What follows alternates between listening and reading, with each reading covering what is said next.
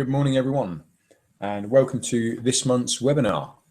What we're going to be looking at this month is a brief overview on how to create award-winning surveys. And we'll go through some of the sort of do's, the don'ts, the considerations you have when building these surveys. The webinar this morning will last approximately 40 to 45 minutes. There is the ability to sort of add some comments in there, and when we get questions in that, I'll try and answer as many of those as possible at the end. So just feel free to sort of write in any comments, and as I said, we'll get to that as we come to it. So we're going to be looking at how we create award-winning surveys. So what do we mean by this? What are we going to talk about today? Well, the things we're going to cover really is looking at the SEL principle, and we'll go into a bit more details on what exactly we mean by the SEL principle in there. We'll then have a look at some of the do's and some of the sort of don'ts that you have to consider when you're designing your survey, bearing in mind that, you know, various different devices can be utilized when taking surveys now, and you know, the respondent is very much in control of the device they use and the time they devote to conducting that survey. So why do we say an award-winning survey? Well, very recently, you know, we're sort of always made aware of some of our clients and that, and DGS, one of the clients in the UK for us, won an award for their questionnaire design, their implementation of that award, and how they put forward that using, obviously, Nebu's Dub Interviewer system.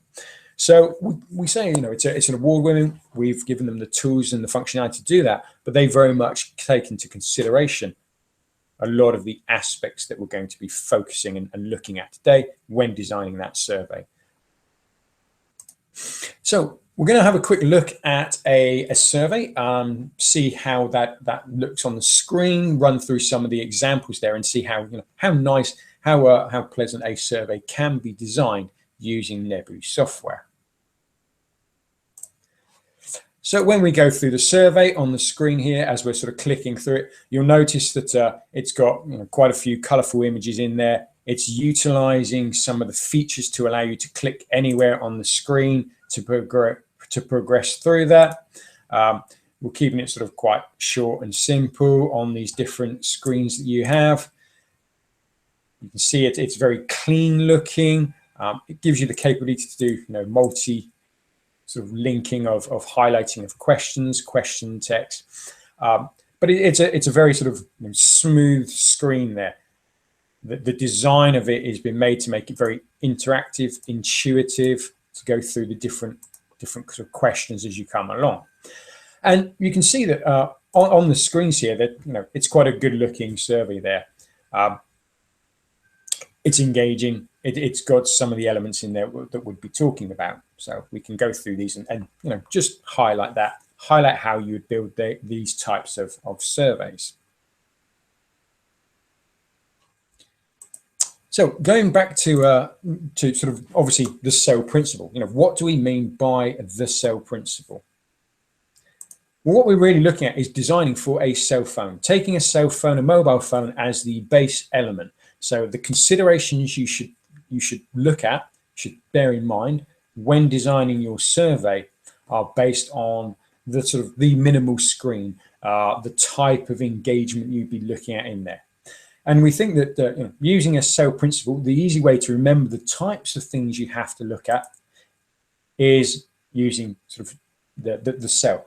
Thinking SEL stands for complexity, engagement, the layout of the survey, and the length of the survey. So if you bear all of those elements in mind, you can then start creating very sharp, very engaging, very user-friendly surveys there. I'm going to look at each of these elements in small details, in more detail of them, and then review the survey itself that we've just showed you, and how you can look at into providing your own award-winning surveys. So when we look at complexity, we have to think about, you know, what do we mean by complexity on there as well? Well, obviously avoiding media-heavy questions. when you're sort of thinking about the device someone's using, they're on a mobile, they may be on a data plan, they may not be on Wi-Fi, they may be in sort of a low data area. So every time you have a question there that maybe is viewing a video and providing feedback on that, you could sort of make a dropout area there. You could sort of get an annoyance factor for the respondent if they're waiting for buffering of a video there. So avoiding media heavy questions in your survey where possible. Obviously there are times when you're going to need that, but that's something to bear in mind when you're designing it. You also have to consider the question type that you're going to put out to certain respondents, users, bearing in mind that on a small screen, trying to conduct a conjoint analysis, having multiple choices on one screen with various different options on there, trying to choose from them. When you're on a smaller screen and you may be having to scroll through those, it's not as easy to go to that. So the complexity of the survey will impact that. But also on some of the more traditional question types, you have to think about them. Grids, the layout of a grid on a small screen may mean sort of scrolling in various different ways. If you're using drop downs instead, then you have to consider that when you're sort of possibly touching on a small screen, the finger size, it may be difficult for them to then click on a drop down to interact with that, to use those elements. And also date pickers, looking on that. A pop-up calendar as a date picker on there, with sort of trying to scroll through different years, months, days on the calendar may be very more difficult to complete that question.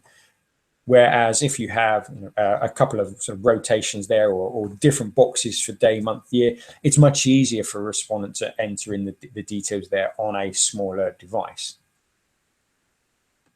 So when we're looking at the complexity of the survey, we're really looking at bearing in mind the different question types that are going to be used, how they're going to be presented on different devices, and how easy that is for a respondent to go into the survey to complete that. Anything that makes it difficult for them then increases the likelihood that they won't complete that survey, or their sort of attitude towards the survey may be altered. Now, obviously, engagement is something that we talk about a lot. Some people sort of use some of the terms on gamification there, but we'll look at different types of engagement on there. Now, engagement really, if you personalize the survey, so that can mean the style of the survey that you're looking at, the sort of representation of your organization, background images, those sort of things going in there. Obviously, again, bearing in mind how much media you might be using in there.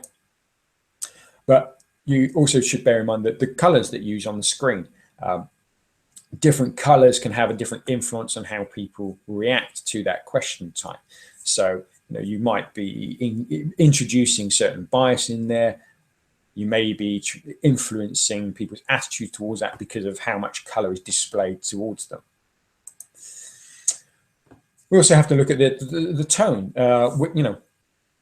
Who are your target audience? How do you address them? And we all know that when you're talking to different types of people, you use different tone of voice, you use different wording, different addresses there. So having the audience react to that. And remember, on a smaller screen, you have sort of less space there to get your tone across. That it's quite important to sort of set the tone right from the beginning and be consistent with that throughout the survey itself. You may want to sort of add in some gamification on there. Obviously, that's again bearing in mind the sort of different screen sizes on there, and it can be useful. It can help to engage the respondent to make it fun for them to complete the survey. But we have to consider sometimes as well, there's also that sort of media element, the download there. So gamification is one of those that can help, but bearing in mind that it should be used in the right context, the right way. And obviously be succinct. Be to the point on there. Don't have sort of a lot of wordy text that's going in the questionnaire. Again, looking at sort of the smallest screen, designing for the smallest screen, thinking of how much text can be on that page without someone having to scroll. When you're looking at the sort of the layout, and we'll come on to that, but it's very important that you be sort of quite to the point. The mobile surveys are of the moment, so people are taking them on their devices in a very short period of time. They're only sort of conducting it perhaps between two other events in their lives. So being succinct, taking up as little time as possible, and getting that sort of real engagement factor going is very important for enabling your high response rates that we're all looking for. So if we look at sort of, obviously some of the personalization there. So Branches and Trends are a client of Nebu's in the Netherlands. This is their homepage. This is the sort of their website there. So when they're looking at conducting their surveys and engaging their sort of respondents, they make the background picture. They use the same image. So sort of a recognition on there as well, including their logo.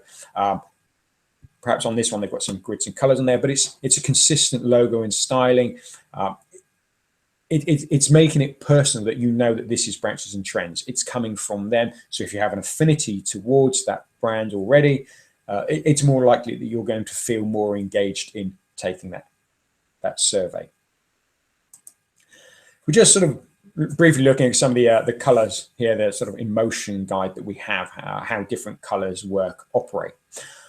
What you'll see on the scale here as well is that obviously certain brands choose certain colors for how they want to portray themselves, but there is a sort of, subliminal message there, an influence on us as humans, how we interact with the colors that are used in there. So obviously, when we look at, as an example, Coke as a logo on there as well, you can see that the different logos there invoke different emotions to us. We're sort of, we're used to seeing the red and white there, but any other colors that come up, it starts changing sort of how you feel about that particular brand, only in subtle ways, but that can influence your outcome. It can set the mood of the respondent. And there's lots more sort of studies out there that people can read and get into more detail on this. Now we're going to have a sort of a look at the layout of the survey, and this is probably one of the most sort of important factors there as well. When you are designing your surveys, you have to sort of think about, again, in the SAIL principle, you're designing for the minimum screen. You're trying to make it open and accessible to everyone. So layout is very important, and you have to sort of think vertical. The majority of people, when they're using their phone, it's in one hand, and the screen is sort of on a vertical screen. They're scrolling up and downwards on there. So when you're thinking about your layout of your survey, and as tradition dictates, we all look at PC screens when we're designing. It's in sort of a landscape view there as well. So you could naturally fall into the trap of designing across the landscape and what you're seeing on the screen. But have to bear in mind that most people are operating their phones in a vertical fashion, so designing it that way for scrolling up and down. Whereas you also should think about only putting one question on a page. Now, obviously, if there's sort of a series of statements where they're ranking those, then that can be considered as one question, the same as putting in your address details, a couple of boxes on there. It's one sort of question. So it's just using a bit of judgment there on how easy it is to sort of fill that out. Obviously, a yes/no question that has no routing on there, and if you have a couple of those, yes, you can bunch those on one page. It's easy enough for that, but you always have to bear in mind the space available, the flow of the survey, and not having too much of your respondent scrolling up and down, having to navigate around a page on there. It should be sort of self-contained. So avoiding progress bars on there. Now, Obviously, a lot of people like to sort of say how long this survey is and show your progress through the survey. But what you have to bear in mind is that on a smaller screen, the progress bar takes up space. So again, you're losing space on the layout, you're losing space on the screen that you can better use for the question types. Now, it's not to say that you should never have progress bars on there. You know, they can be a very useful indicator. But what you have to bear in mind is when you sort of review your survey, you go over the survey process and you look at the survey that's there, you may sort of want to remove that progress bar just to gain that extra space, or perhaps have it set within the style sheets, within the HTML coding that you're using to only display the progress bar if screen size, if any of that metadata that's being fed in from the survey URL says that it's, you know, it's a larger screen. So you can utilize the metadata that's coming back to then alter the layout. And this is something that we try to include in the responsive template that's provided by Nebu. The other thing to think about is obviously the keyboard. When you're asking a verbatim question, the keyboard will naturally pop up on your mobile device. And this can take up to a third, on some devices nearly half of the screen size. So again, if you've got a sort of a large header in there, then you've got a lot of question text and then the verbatim box, your keyboard may pop up and cover that verbatim box.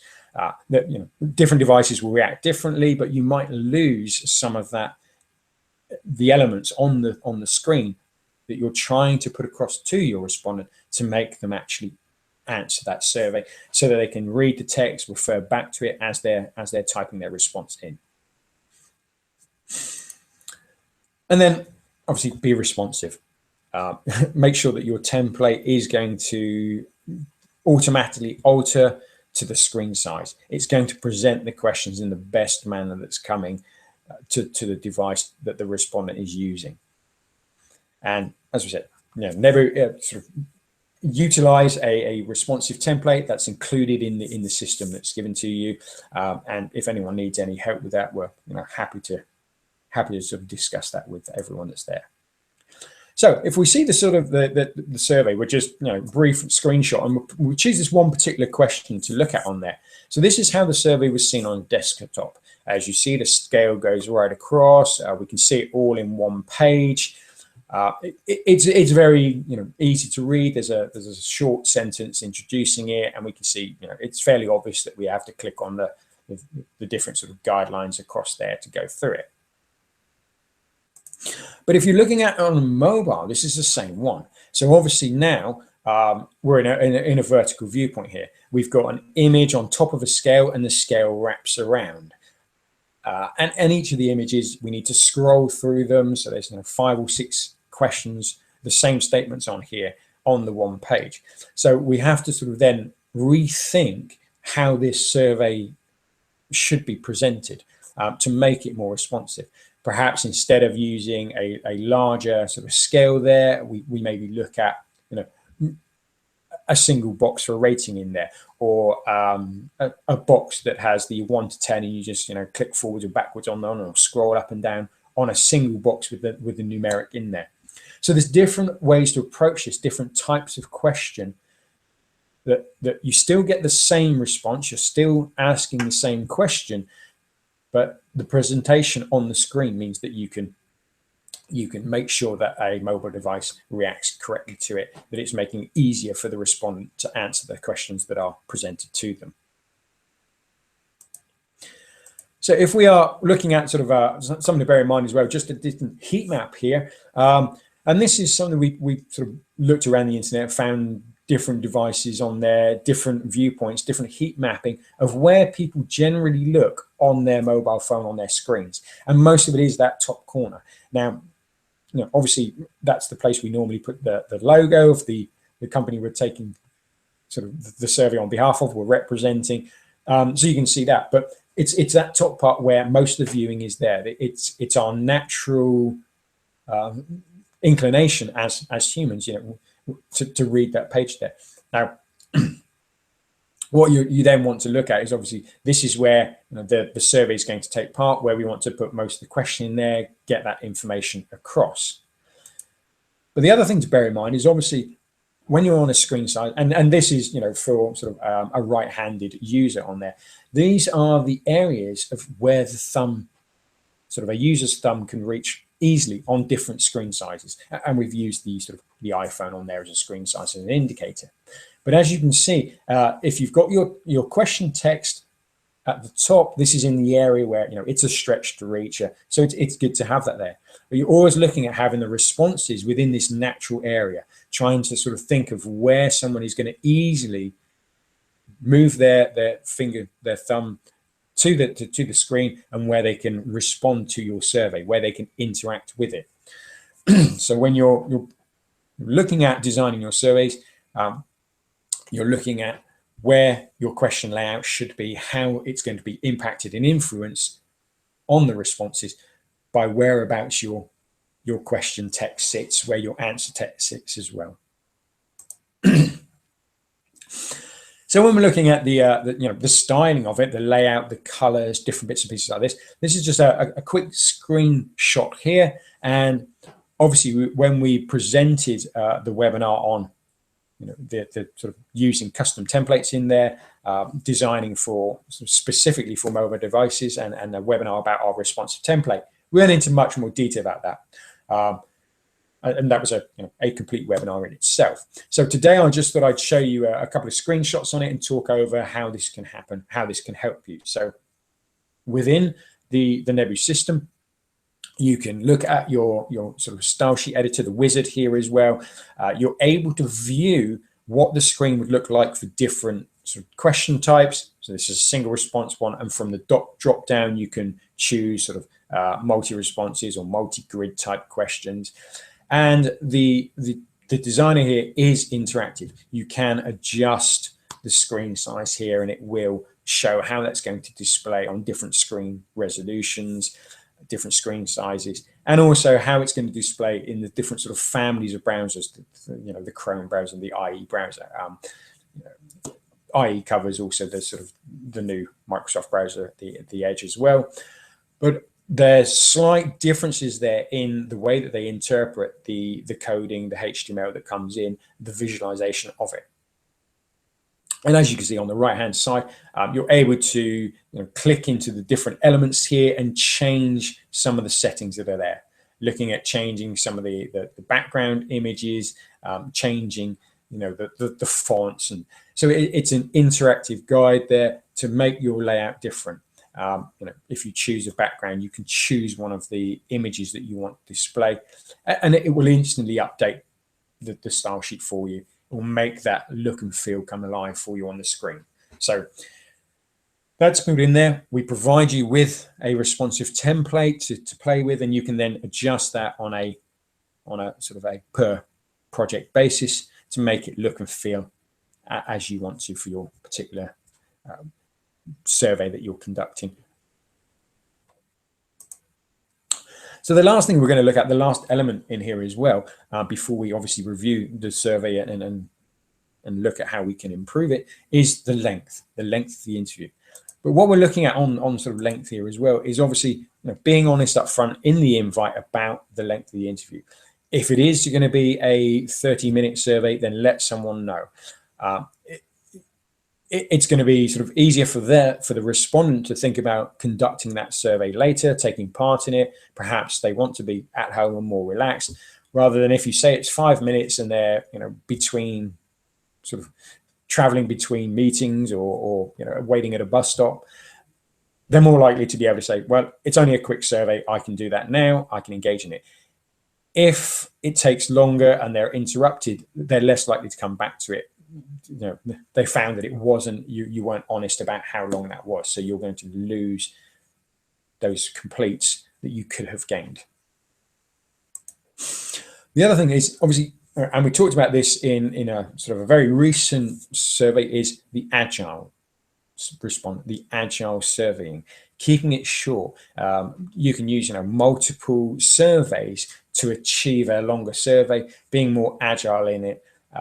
reviewing what has happened in the survey, going over the survey process as you're sort of going through your survey, looking at the design, reviewing where people are dropping out, reviewing the question types, and using that last Q element that you can report on in Nebu to make sure that each question isn't losing people, that you're maintaining that interest, you're taking them through the process, and you're learning from your experience and being able to adapt that survey on the fly. So as you go out to field, monitor how participants are going through that survey, what type they're getting there. You can use the metadata to look at the device that came in, look at the browser they use, the operating system. You've got that information in that metadata set to be able to start doing your analysis while fieldwork is ongoing, and making sure that you adjust your survey to maximize that potential, to maximize the respondents and the completes that are going to go through that survey process. And obviously avoiding open ends. Not only is it sort of refers back to the keyboard that's taking up a lot of the screen size there as well, but when someone is answering on a mobile and typing in, it's always, our nature is to react to it as if it was an SMS survey. We're going to react to those short, sharp conversations we have in Messenger, in the sort of the text format that people are used to on their mobile phone. It's different when you're sat at a PC. You're much more used to writing lengthier responses in there.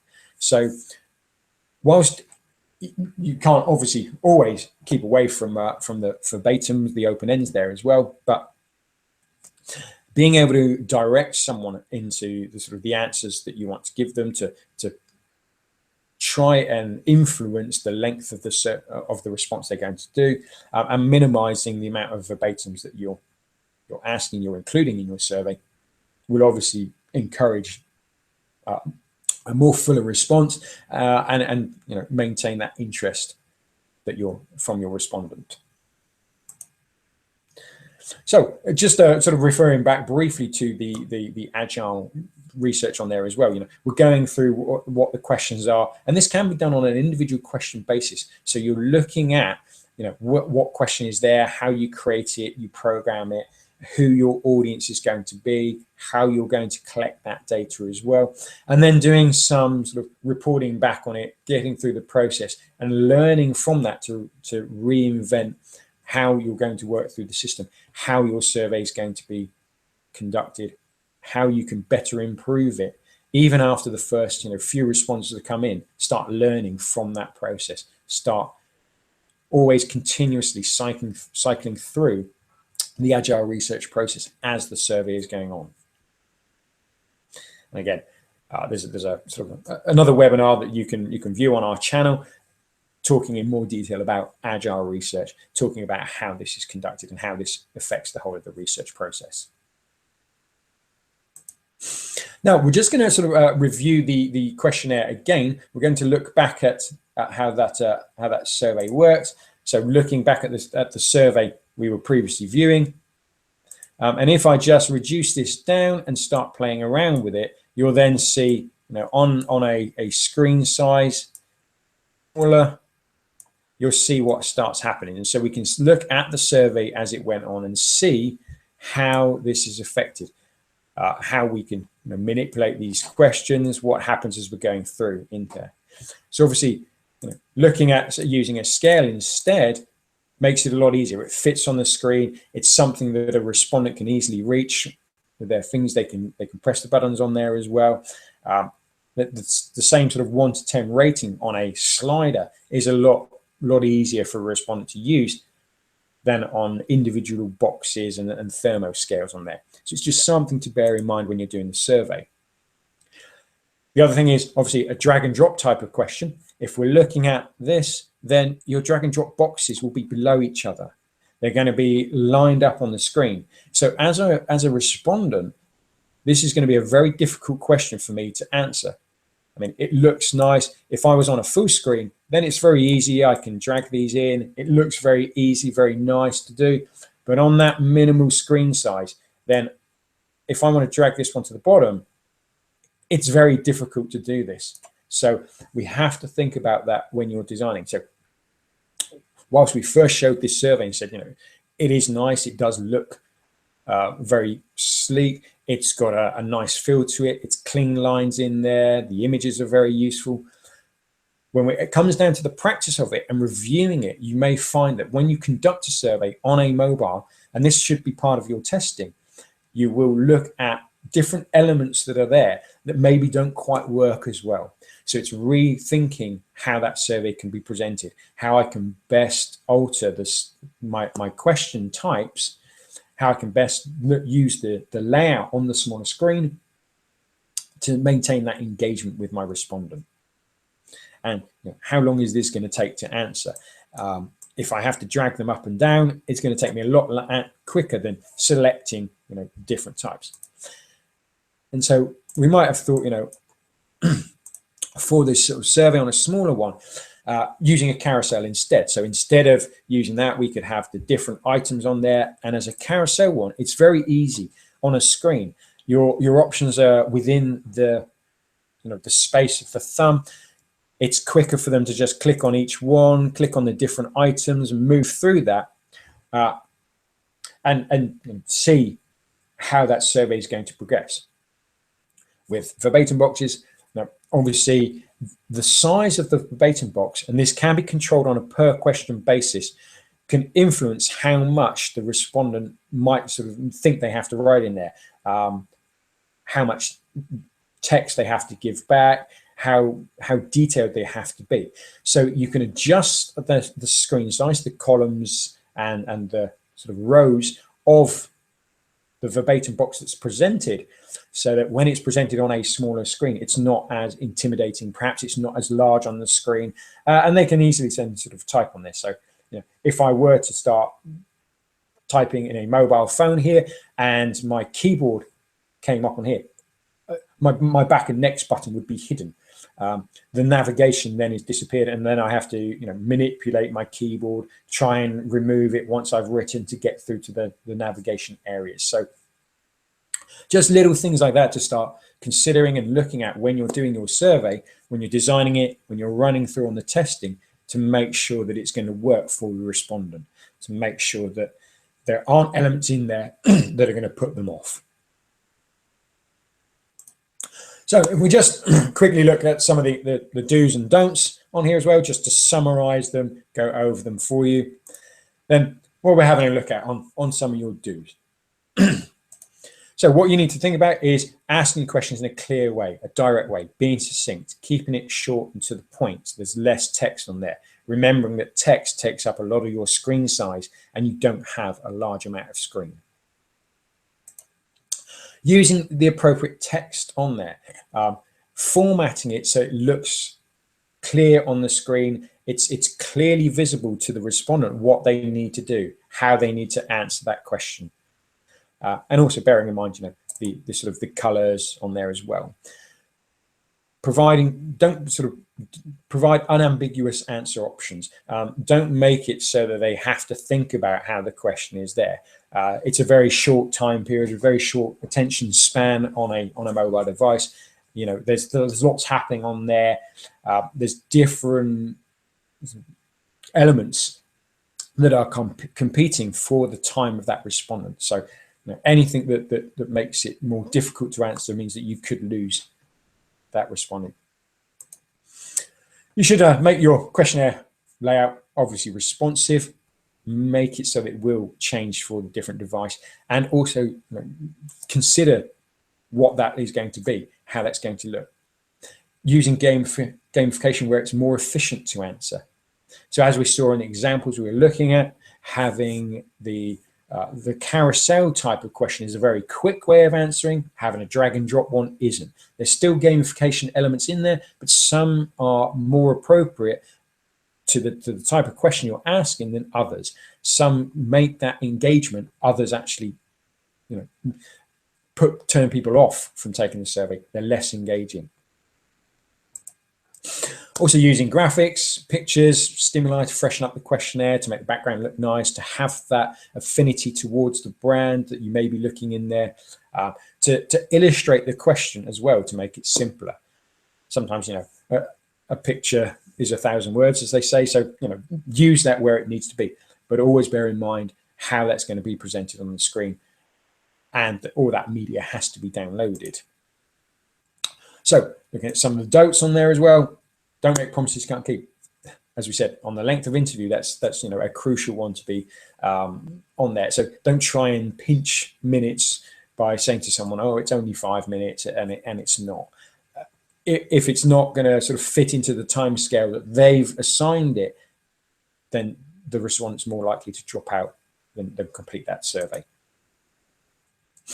Remember, the question texts, don't make them too long. Keep them on the smallest device. So you design for the smallest device. You're designing for your cell phone. So make sure that the question text isn't too long and doesn't take up too much of that page size.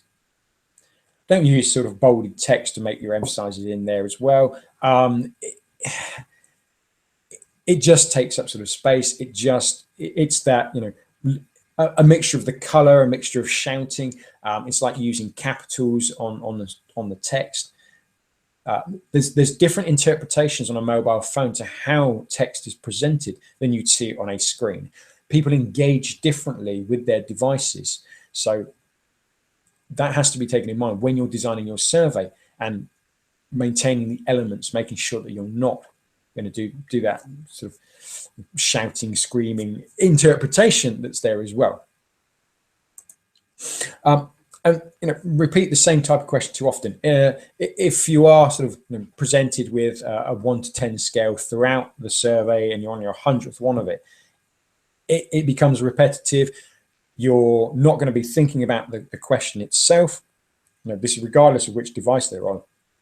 If you get presented the same type of question too often, the sort of the engagement factor goes down, the boredom factor increases, the likelihood of dropping out or not even thinking about the response. So you might start seeing straight lining, some flat lining, straight speeding through the questionnaire on that.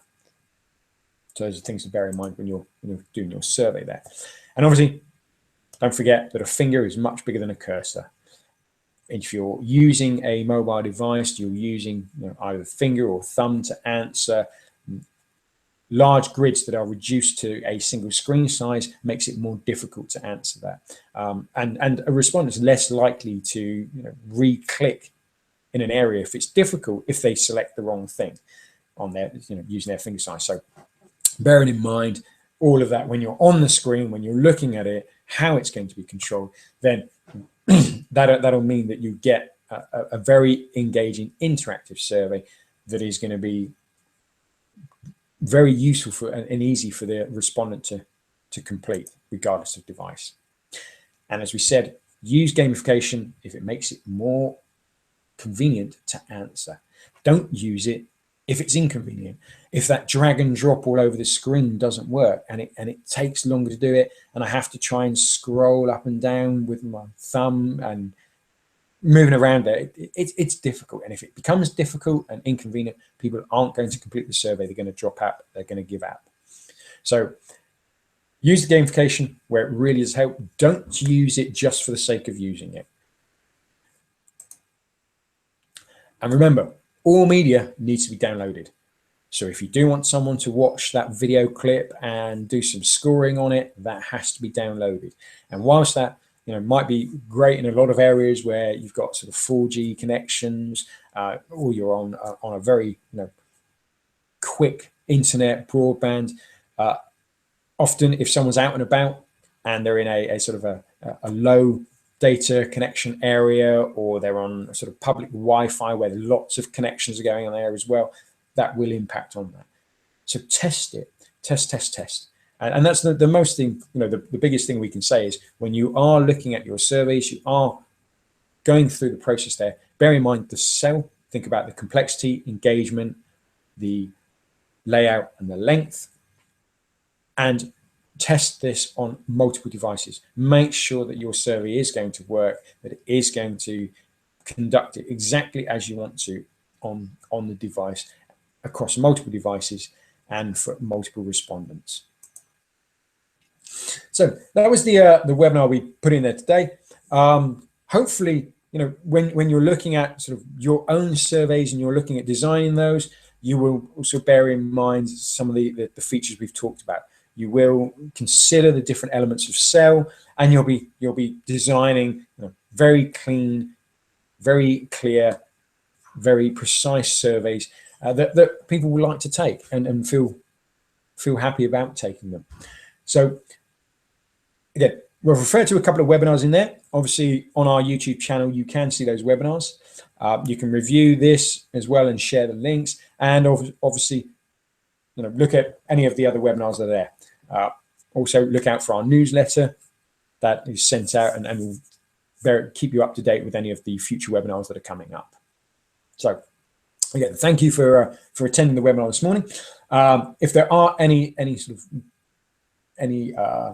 questions that came up, then let me just sort of review those now.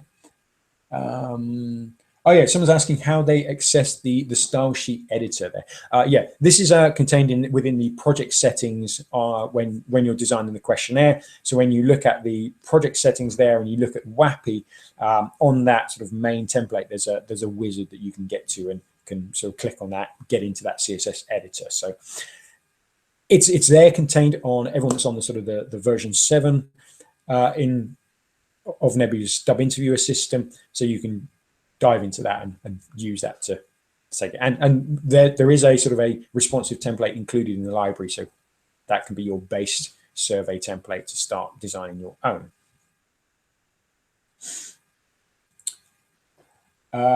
Yep, some of the settings for different devices. How do you change the questionnaire settings for different devices as well? Well, that's obviously depending on the question type you're selecting. The sort of metadata that's brought back can obviously then be used to select which style sheet comes down there.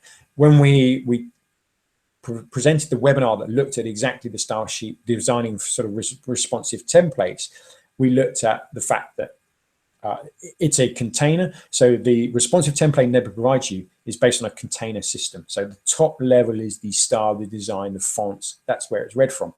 Below that, there's several different CSSs that are referenced that will alter how that question is presented based on screen side, based on that metadata that's come back.